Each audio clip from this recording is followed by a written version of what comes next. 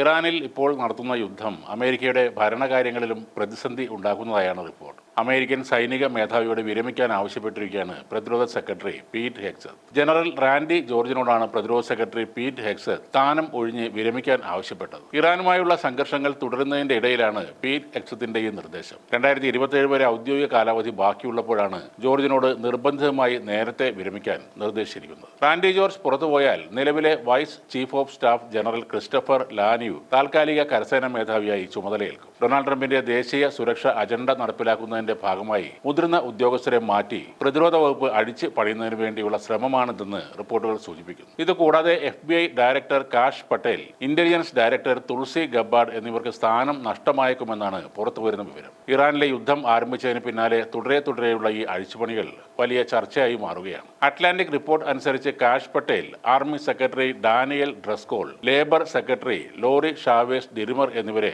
ഉടനെ പുറത്താക്കുമെന്നാണ് സൂചന.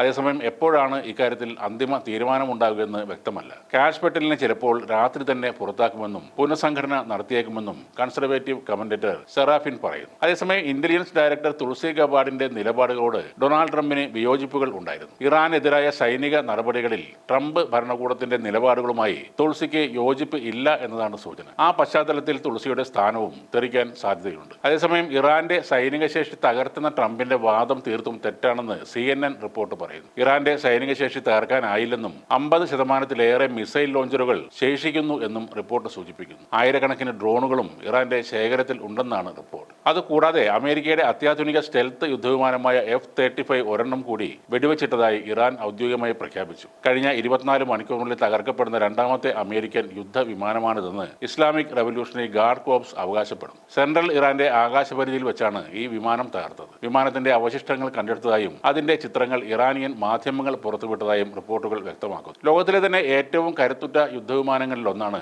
F-35. റഡാറുകളുടെ കണ്ണു വെട്ടിക്കുന്ന ഇത്തരമൊരു വിമാനം തകർക്കാൻ സാധിച്ചത് ഇറാന്റെ പ്രതിരോധ മേഖലയിലെ വലിയൊരു നേട്ടമായാണ് വിലയിരുത്തപ്പെടുന്നത്.